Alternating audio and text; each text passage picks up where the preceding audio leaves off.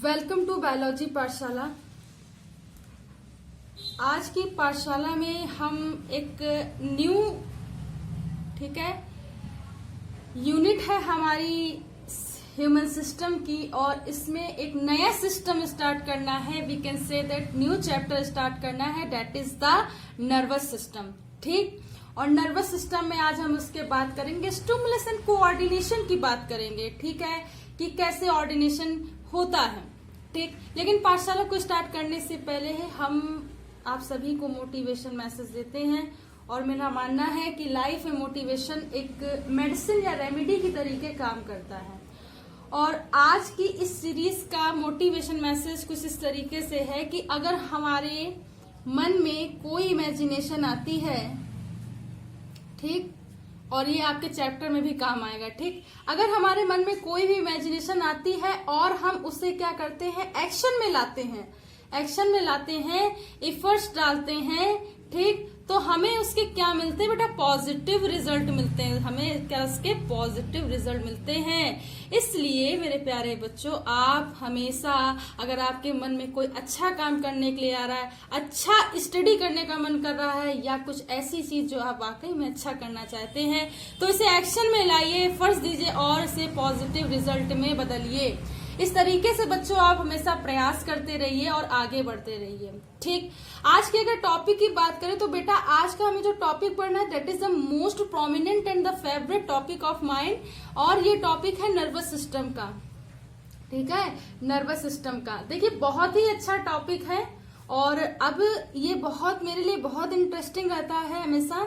लेकिन nervous system की अगर हम बात करें तो आज हमें नर्वस सिस्टम के बारे में पढ़ना है, और नर्वस सिस्टम में हमें पढ़ना है सबसे पहले स्टिमुलस के बारे में पढ़ना है। फिर हम बात करेंगे कि कैसे वो स्टिमुलस, ठीक है, रिस्पांस की बात करेंगे, ठीक है, ये भी बात करेंगे। उसके बाद अगर हम बात करें हम ये भी बात करेंगे कि इनका कोऑर्डिनेशन कैसे हो रहा है, ठीक है। तो धीरे धीरे सारी बातें समझेंगे, ठीक, और जैसे जैसे इसका सीक्वेंस होगा वैसे समझेंगे। ठीक, अगर हम नर्वस सिस्टम की बात करें तो देखिए,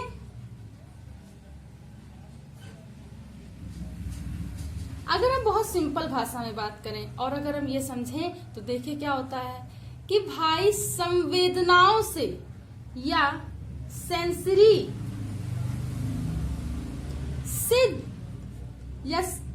से जुड़े हुए जिस तंत्र का अध्ययन करते हैं उसे क्या बोलते हैं, नर्वस सिस्टम। ठीक, एक तो ये परिभाषा बनती है, या सेंसरी या सेंस, ठीक, कैसे फंक्शन करता है। इस फंक्शन का रेगुलेशन करने वाले तंत्र को क्या बोलते हैं, नर्वस सिस्टम। क्या बोलते हैं, नर्वस सिस्टम।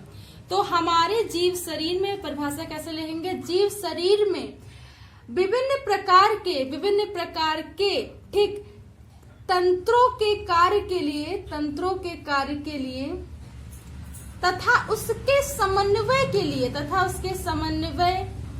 लिए एक विशेष प्रकार का तंत्र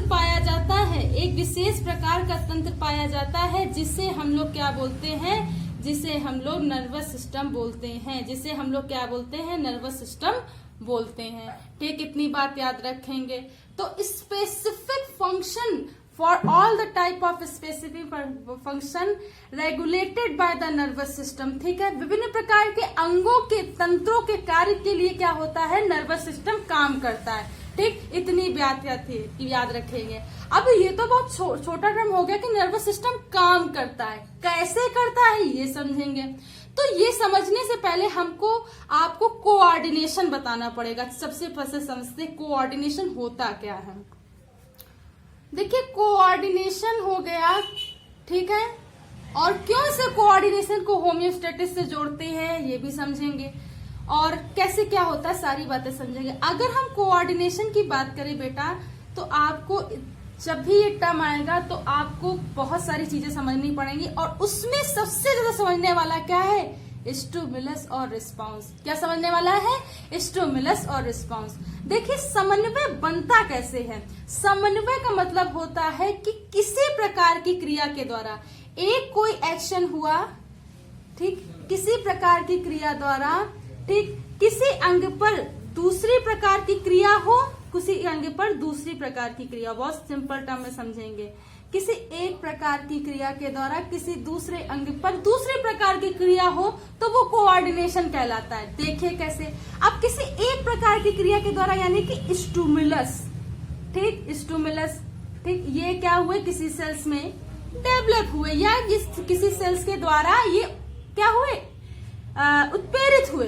अब इसी पर क्या हुआ, इस दूसरे प्रकार की सेल्स में या उसी प्रकार की सेल में कोई एक्शन हुआ तो उस सेल्स में क्या हुआ, रिस्पांस हुआ, उस सेल्स में क्या हुआ, रिस्पांस हुआ। इन दोनों के तालमेल को क्या बोलते हैं, कोऑर्डिनेशन बोलते हैं, कोऑर्डिनेशन बोलते हैं। यानी कि किसी सेल में उद्दीपन के द्वारा किसी दूसरे सेल में रिस्पांस या उसी सेल्स में रिस्पांस होने की क्रिया को कोऑर्डिनेशन बोलते हैं। यानी कि कैसे एक सेल्स के द्वारा स्टिमुलस का, ठीक, डेवलप होना, उसी सेल या अन्य सेल्स के द्वारा रिस्पांस करना क्या कहलाता है, कोऑर्डिनेशन कहलाता है। क्या कहलाता है, कोऑर्डिनेशन कहलाता है। और इसी के द्वारा सारे ऑर्गन, ठीक, सारे सिस्टम क्या करते हैं, फंक्शन करते हैं। ठीक, रेगुलेशन कहाँ से होता है, रेगुलेशन नर्वस सिस्टम से होता है। कहाँ से होता है, नर्वस सिस्टम से होता है, एनएस से होता है। इतनी बात आप लोग बेटा मेरे याद रखोगे। ठीक, तो होता क्या है, देखिए स्टिमुलस क्या होता है। देखिए स्टिमुलस या उद्दीपन की अगर हम बात करें, उद्दीपन की बात करें तो देखिए विभिन्न प्रकार के उद्दीपन, चाहे वो पर्यावरणीय हो या किसी प्रकार के एक्शन के द्वारा शरीर में उत्पन्न हुए हों, तो वो क्या होता है, जैसे कि मान लीजिए टेम्परेचर का भी एक उद्दीपन हो सकता है, ठीक है, हीट का हो सकता है, ठीक, या इन्वायरमेंटल,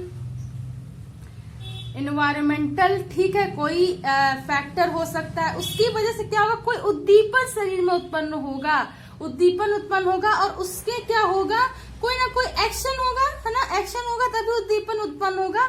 और इस एक्शन के फलस्वरूप सेल्स में क्या होती हैं, क्रियाएं होती हैं। इस एक्शन के फलस्वरूप शरीर में क्या होती है, जिसे रिस्पांस बोलते हैं।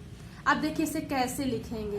देखिए विभिन्न प्रकार के वातावरणीय कारकों के द्वारा जो शरीर में क्रियाएं उत्पन्न होती हैं उसे उद्दीपन कहते हैं। और उद्दीपन के फलस्वरूप जो किसी विशेष प्रकार की कोशिका में जो एक्शन या जो सक्रियता उत्पन्न होती है उसे उस सेल के प्रति या उसे उस उद्दीपन के प्रति उसका रिस्पांस कहते हैं। आई होप कि आपको ये बात समझ में आई हो।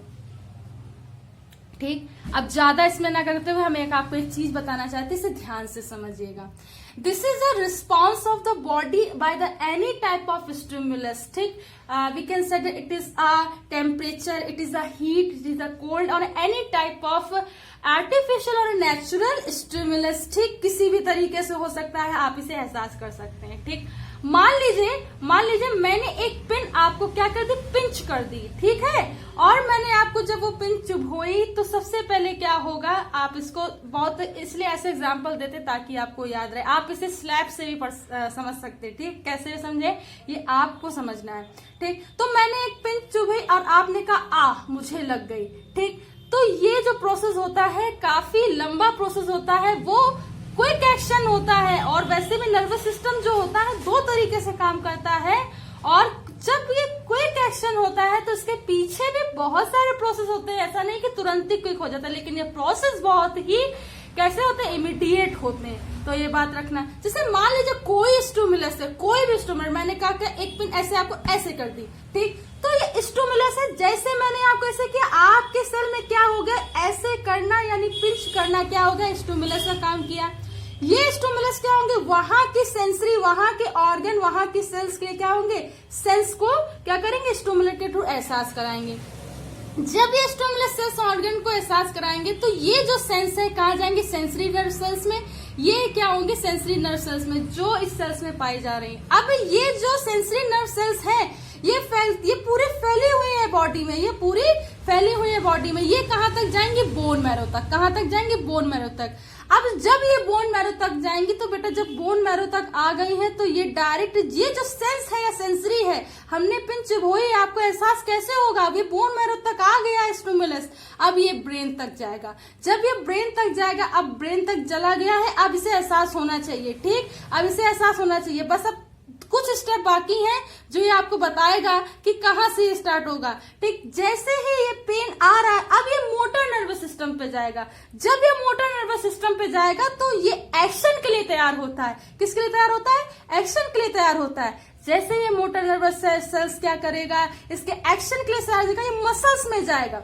मसल्स में गया, मसल से क्या करेगा, वही सेल्स, ये वाली सेल्स जहां पे मैंने आपको पिंच किया है, ये क्या करेगा, रिस्पॉन्स करेगा। तब आपको पेन या किसी भी प्रकार का जो भी स्टिमुलस है उसके अकॉर्डिंग क्या होगा, रिस्पॉन्स होगा। उसके अकॉर्डिंग क्या होगा, इसे ही क्या बोलते हैं, रिस्पॉन्स बोलते हैं। और इस स्टिमुलस से इसका रिस्पॉन्स होना और इसके साथ कैसे कोई क्रिया हो रही है इस तंत्र के द्वारा, उसका एक बैलेंस बनाने का काम क्या करता है, होम्योस्टैटिस करता है। और अगर ये क्या करता है, सॉरी, कोऑर्डिनेशन करता है, ठीक, कोऑर्डिनेशन करता है। अब इस कोऑर्डिनेशन को पूरे रेगुलेशन और बैलेंस पूरी बॉडी बनाने का जो प्रोसेस होता है वो कहलाता है होम्योस्टैटिस। वो क्या कहलाता है, होम्योस्टैटिस। यानी कि कोई भी रेगुलेशन, कोई भी स्टिमुलस है, चाहे वो एनवायरमेंट हो या आर्टिफिशियल हो, उसको बैलेंस बनाने का बॉडी में काम क्या करता है, होम्योस्टैटिस कहलाता है, करता है, या ये प्रोसेस होम्योस्टैटिस कहलाता है। और ये किसके द्वारा संभव होता है, कोऑर्डिनेशन के द्वारा। कोऑर्डिनेशन में किसके द्वारा संभव होता है, स्टिमुलस और रिस्पांस के द्वारा होता है। तो कहां से कोई चीज स्टार्ट होती है, सबसे पहले स्टिमुलस से, स्टिमुलस से सेंस ऑर्गन से, सेंस ऑर्गन से सेंस नर्वस सेल से, और सेंस नर्व सेल से आएंगी बोन मैरो, बोन मैरो से ब्रेन में, ब्रेन से मोटर सेल्स में, मोटर सेल से मसल्स में आएंगी, और फिर रिस्पांस होता है। तब हमें जाकर के एहसास होता है कि वाकई में हमें कोई चोट लगी है या वाकई में कोई हमें दर्द या एहसास हो रहा है। तो कुछ इस तरीके से ओवरव्यू होता है। अगर आज की पाठशाला आपको समझ में आई हो तो इसे ज्यादा से ज्यादा लोगों तक शेयर कीजिए, सब्सक्राइब कीजिए। Give a more affection for biology पाठशाला। Thanks to all students to watching this video.